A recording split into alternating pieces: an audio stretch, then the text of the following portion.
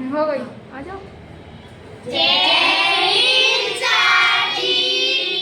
जय हिंद। यहाँ पे देखिए माँ सरस्वती कोचिंग सेंटर वास्तव में यहाँ पे एक सुंदर सी लाइन हुई है। क्या लिखी है? बस एक कदम उज्जवल भविष्य की ओर। तो इस तरह से आपने आज से पहला कभी कभी नहीं सीखोगे। अब इसके बारे में चर्चाएं करते हैं वास्तव में क्यों ऐसा है, क्यों लिखा गया है ऐसा। क्योंकि यहाँ पे लिखा है कि सर इस सप्ताह के बाद अगले सप्ताह में क्या है, आपके पेपर हैं और उस सप्ताह के बाद कोचिंग में टेस्ट नहीं होगा, ठीक है। मगर चलते हैं कि हम यदि दे रहे हैं हाफ ईयरली एग्जाम अर्थात अर्धवार्षिक परीक्षा, तो उसमें हमारे मन में कौन कौन सी धारणाएं होना चाहिए, क्या क्या करना चाहिए, हम कैसे प्रिपेयर हों अपने मस्तिष्क को इस प्रकार प्रिपेयर कर ले कि हमसे क्या बनने लगे, क्वेश्चन जो भी आए वो बन जाए। पहली बात क्या है? चुनौतियां स्वीकारो। चुनौतियां कैसे स्वीकारें? वास्तव में जैसे कि इस समय क्या है, ठंड चल रही है, आज से काफी तेज ठंड आरंभ हुई है ना। तो आने जाने में कुछ जो भी हैं चुनौतियां, उनका सामना तो करना पड़ेगा, यस एंड नो, करना पड़ेगा ना। ठंड का अनुभव सभी को होगा। ऐसी हम चुनौतियां किनका स्वीकारें कि हर सर घर में भी तो ठंड होगी, तो सर ज़्यादा अपन क्या गद्दे अद्दे वगैरह ओढ़ के ना पड़े, कुछ ऐसा नॉर्मल से ले, थोड़ा ठंड का अनुभव हो घर पे। क्यों? यदि अपन क्या करेंगे, क्या बोलते हैं, ब्लैंकेट कंबल वगैरह अपन यूज ज़्यादा करेंगे, क्या हो सकता है सर हम पढ़ने को बैठे और एकदम क्या हो जाए, एक झोंका आ जाए। तो झोंका आ जाए तो कोई बात नहीं, कुर्सी टेबल पर बैठ के पढ़ना है, जिनकी यहाँ नहीं है तो इंतजाम करा ले। अब फायदा क्या होगा, झोंका है तो एकदम सो जाना है, कोई बात नहीं। मगर जब थोड़ा झोंका के बाद 5 से 10 मिनट का है ना, या 10 से 15 मिनट का इतना आएगा, उसके बाद जब अचानक नींद खोलेगी ना तो माइंड का हो जाएगा आपका फ्रेश हो जाता है ना, माइंड फ्रेश हो जाएगा। उसके बाद जब पढ़ोगे उससे जितना पढ़े थे ना उससे ज़्यादा याद हो जाता है। ऐसा एक प्रैक्टिकल करके देखना, मैंने किया है, मैं इसलिए आपको अप्लाई करने के लिए बता रहा हूँ, है ना। कोई बात नहीं, पढ़ते पढ़ते झोंका आ रहा है एकदम, थोड़ा देर के लिए थोड़ा मस्तिष्क हो जाता है, रिलैक्स फील करता है, ठीक है ना।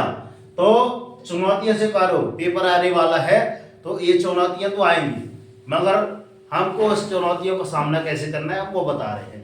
क्लियर? आगे चलते हैं। संघर्ष जितना लंबा होगा सफलता उतनी ही शानदार होगी। बहुत बड़ी बात लिखी है, अर्थात संघर्ष, जैसे कि हम क्या कर रहे हैं, एग्जाम देने जाएंगे तो उसके लिए जो बच्चा जैसे प्रैक्टिस कर रहा है, जितना बड़ा उसका संघर्ष हो रहा है कि सर वो 3 बजे उठने लगा है, पढ़ने लगा है, तो जिसका जितना बड़ा संघर्ष होगा ना, सफलता उतनी ही उसकी बेस्ट रहेगी, एकदम शानदार रहेगी।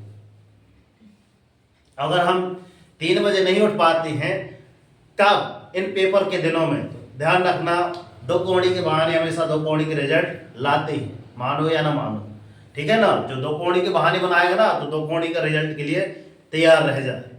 इसलिए अभी तक आप नहीं जागे हो तो आज से जगना आरंभ कर दो कि सर पेपर है, हमको जगना है, एनी हाउ कंडीशन, ठीक है ना। और जो बच्चे सब कहते हैं कि सर 3 बजे बहुत लंबा समय है, तो बता दूं 3 बजे इसलिए बोलता हूं क्योंकि 3 से 5 का जो समय है आपका ब्रह्म मुहूर्त का रहता है।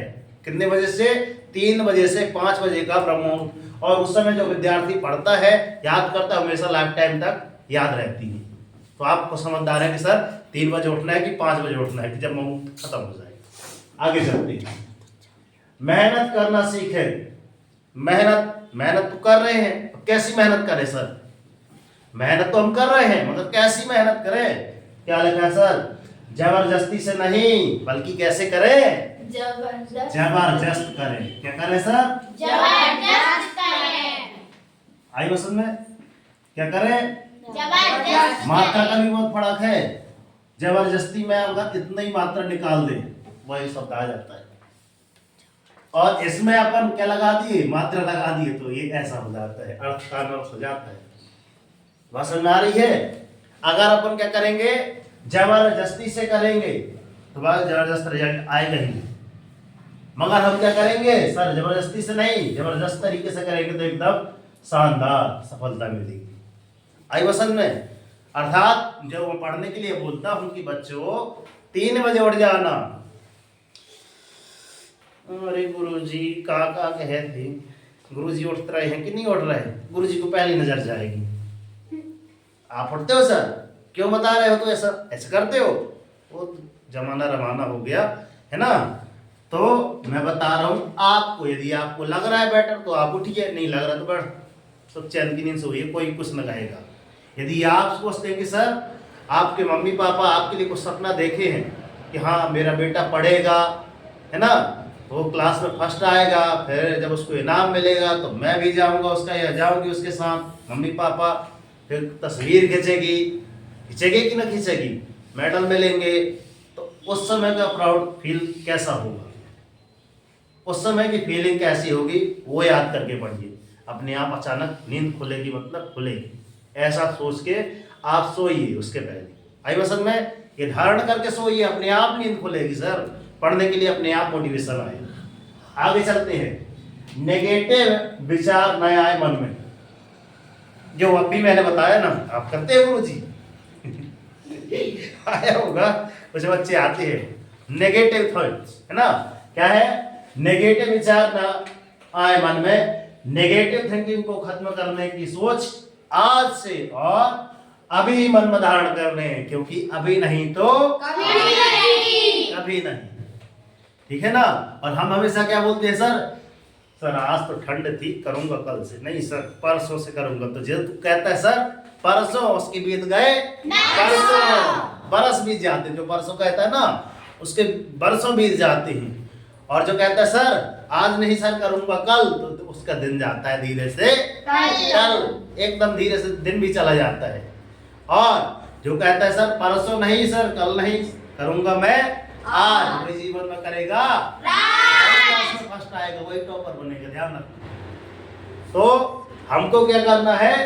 नेगेटिव विचार जैसे मन में आते हैं तो उनको त्याग देना है, और ऐसी मन में धारणा बना लेना है कि सर 21 दिन, क्योंकि 21 दिन बहुत ही बड़ा, ध्यान रखना, 21 दिन का टारगेट बना के चलना है अपने मन में कि गुरुजी 21 दिन तक ना किसी के मन में अपने सगे दोस्त के प्रति भी कभी कभार मन में आ जाती हैं नेगेटिव थॉट्स कि यार वो आज हमको ये ऐसा वैसा, है ना, तो ऐसे विचार न आए। या फिर अपना शत्रु जो होता है, एक होता है आपका मित्र होता है, एक होता है आपका शत्रु, तो दुश्मन के मन में भी ना ऐसे नेगेटिव विचार न आए, गलत धारणाएं न आए। कोशिश करें 21 दिन तक, आज से, अभी तक आ रहे थे तो कोई बात नहीं, अभी तक ज्ञान नहीं था, आज से ज्ञान हो गया तो थोड़ा सा धारण कर लो, है ना, अपन दुश्मन को भूल जाए भाई, पेपर में करे, क्योंकि भाई है ना हरिद्वार से पेपर आरंभ हो गए। आगे सर जी की 3 बातें जो हमेशा बोलते हैं हम लास्ट में, क्या बोलते हैं? अभी नमन ने बताया है ना, क्या? ध्यान सुनना, मैं एक बार और रिवाइज कर दे रहा हूँ। इन शब्दों को जाइए, इनको सोचिए कि सर 3 सेंटेंस 3 बातें वास्तव में है क्या बोलता हूँ? पहला कि कर दिखाओ ऐसा कि दुनिया करना चाहे आपके जैसा।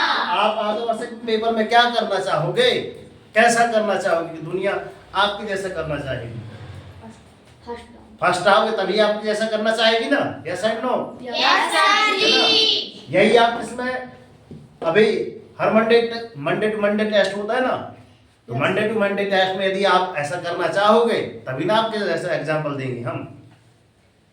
दूसरी बात क्या बोलते हैं? दूसरी बात, उठो जागो और संघर्ष करो, उठो जागो और संघर्ष करो, जब तक नहीं रुकना जब तक कि आपको आपका लक्ष्य न मिल जाए। तो ये क्यों बोलते हैं?